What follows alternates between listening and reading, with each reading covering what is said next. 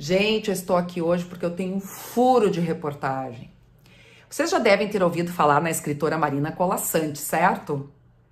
Mas eu aposto que vocês não sabem que ela teve um caso de amor com um pombo. É! Querem saber desse babado? Não saiam daí que eu já vou contar. Fala pessoal, eu sou a Cláudia e este é o meu canal, o Casa de Leitura, um canal voltado para os livros, literatura e outros babados literários. E o babado de hoje, pessoal, é muito especial para mim, porque se trata de um livro, vou falar de um livro, que é de uma escritora que eu admiro profundamente, tanto que já não é a primeira vez que eu falo sobre ela aqui, que é Marina Colasanti, escritora premiadíssima, ganhou diversos jabuti, né? Tem mais de 100 contos de fada escritos, mas que ela prefere chamar de histórias maravilhosas, porque ela entende que toda vez que se fala em contos de fada, as pessoas pensam que são histórias para criança. E na verdade, ela escreve para todos, né? São histórias cujos temas são universais e que podem muito bem ser lidos por todas as faixas etárias, né? Então ela prefere a designação de história maravilhosa. Tanto que quando ela estava próxima de completar 80 anos, né, para comemorar, ela publicou um livro, né, que são mais de 100 histórias maravilhosas, né? Então já vem aqui uma dica para quem quiser conhecer mais o trabalho da Marina ou, enfim, complementar, né, a sua biblioteca de Marina Colasanti. Marina Colasanti é jornalista, contista, artista plástica, tradutora, né, além de escritora. Então ela tem essa formação e tanto é que muitos dos livros dela própria, ela mesma que ilustrou, né? Se alguém não sabia, aí está uma faceta da escritora, ela também é ilustradora, né? Então aqui vocês veem algumas ilustrações da Marina Colasanti. E o livro que eu trouxe para vocês, pessoal, hoje, é este aqui, Breve História de um Pequeno Amor. Eu já gostei do título, pessoal. Breve História de um Pequeno Amor. Então, essa escolha das palavras, pessoal, já aponta para um tema que, pelo menos assim a gente entende quando lê a capa, um tema que será tocante, que será delicado, né? E isso já espelha muito da característica da Marina Colasanti. Ela tem um trabalho, assim, que eu acho meticuloso, com a escolha das estruturas sintáticas, com a escolha das palavras. Quando a gente vai pesquisar sobre entrevistas, né, entrevistas com ela, ela mesma explica, ela diz assim, as minhas histórias parece que vêm dos deuses, ela diz assim, como se fosse mesmo uma inspiração que ela não controla. Mas a forma é minha, né? Então ela deixa muito clara a preocupação que ela tem com o aspecto formal do texto, né? O trabalho que ela faz, né, de estudo da linguagem. E não há como nós não percebermos, pessoal, esse cuidado quando a gente lê o texto da Marina. Então aqui o que ela diz na entrevista é exatamente o que a gente enxerga aqui, né? E é uma história que eu não conhecia, tá? Ela foi ilustrada por Rebeca Luciani e é uma publicação da editora FTD, então para quem ficar interessado posteriormente em adquirir o livro. E aí, qual é o mote dessa história? Pelo que eu entendi, até por uma informação de final de livro, foi uma história que realmente aconteceu com ela, com a Marina, né?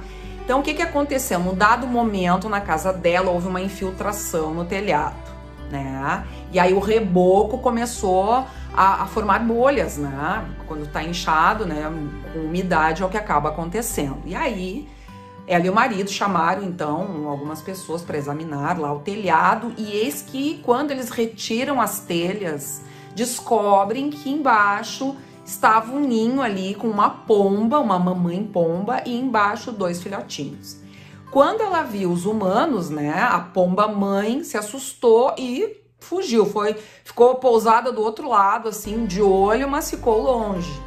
Só que ela nunca mais retornou, ela não se aproximou mais do ninho. Dizem que quando fica o cheiro do humano, elas não se aproximam mais. Pelo menos foi essa explicação que apareceu aqui no livro. E aí, o que acontece? A Marina Colasanti, que no caso, pelo que a gente entende, é a mesma personagem da história, que conta a história, resolve então cuidar desses filhotes. E aí ela conta toda a saga, passo a passo, né, todos os cuidados que tiveram que ter. Ela não sabia que comida que se dava para pombo. Aí ela começa a ligar para os amigos escritores dela. Aí é muito legal, né? Ela narrando assim, passo a passo, tudo que foi feito. Que aí ela dava comidinha assim com palitinho de fósforo, né? Uma papinha de milho assim, né? Que nem a gente faz com o bebezinho, todo cuidado, né? Só que um dos pombinhos não resistiu e morreu, né? E coincidência ou não, né? A morte é um dos temas, né? Que a Marina adora, então já apareceu aqui já no início da história. E aí ela vai cuidando do pombinho, tudo, né, e tal, esse que sobrou. E aí eles resolvem então dar um nome pro pombo. Eu achei demais isso aí. E o marido dela é que dá a ideia de dar o nome de Tom, em homenagem ao Tom Hanks, naquele filme O Náufrago. Porque no filme, né, quem assistiu ao filme, né, sabe que o Tom Hanks então ele naufraga, né? E como tem essa questão da água, né, do náufrago, e como os dois pombinhos, né, estavam praticamente embaixo da água, né, lá no telhado, né, porque estava cheio de água ali.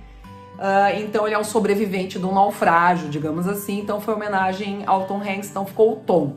E aí olha como ela conta, pessoal, quando ela começa a chamar o Tom pelo nome, tá? Tom, Tom, Tom, chamei como se batesse num minúsculo tambor, avisando que havia sido batizado.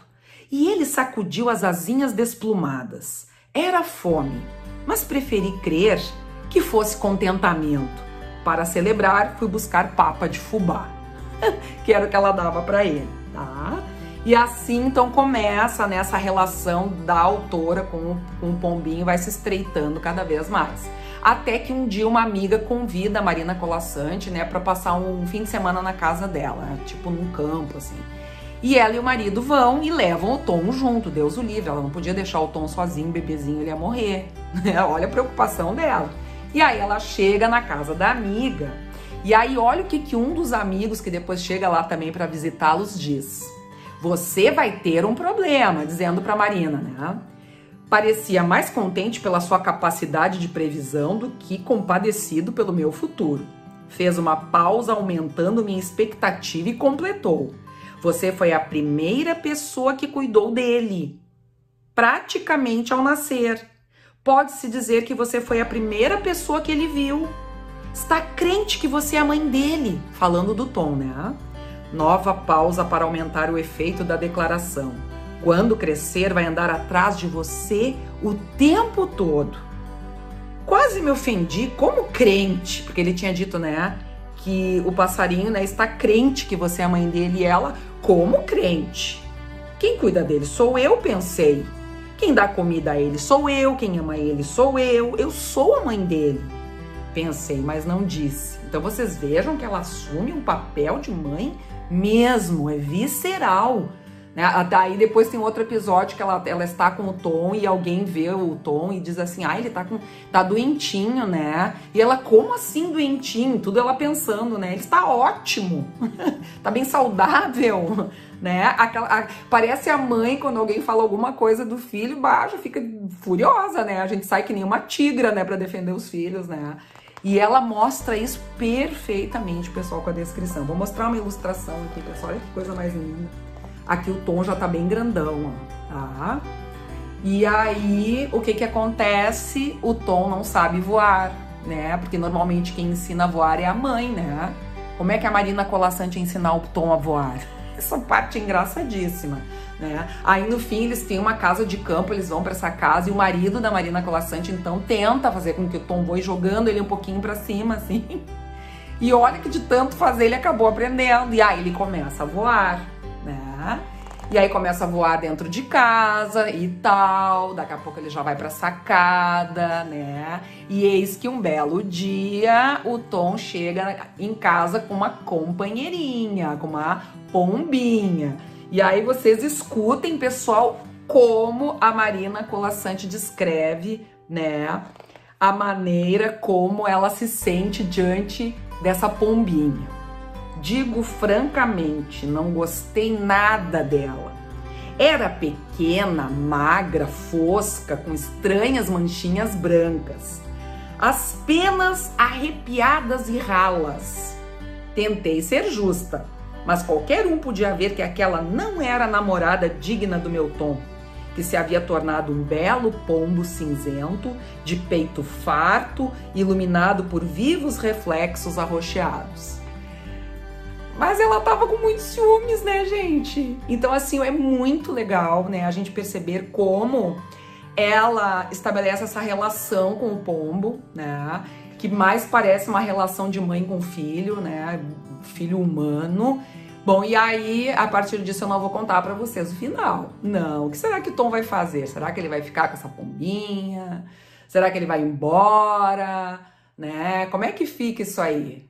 Então eu deixo aqui essa indicação, pessoal, assim, belíssima história, que eu sempre digo, né? Tema para histórias nós temos aos milhares, pessoal. Qualquer acontecimento no qual nós nos envolvemos ou presenciamos podem se transformar numa história. A questão é como fazer isso, né? Como criar uma história de um fato corriqueiro e que se torne tão interessante, tão humana, né? Tão singela, tão tocante. E me parece que a Marina Colasanti tem esse dom, pessoal, de transformar até um fato mais cotidiano, como um pombo que tu encontra, um pombinho que tu criou, né? Que tu cuidou, e aí se transforma nessa história maravilhosa e que tem relação com outros aspectos da vida da gente, né? E a gente se identifica. Tá bom, pessoal? Espero que vocês tenham gostado. Essa é a minha dica de hoje.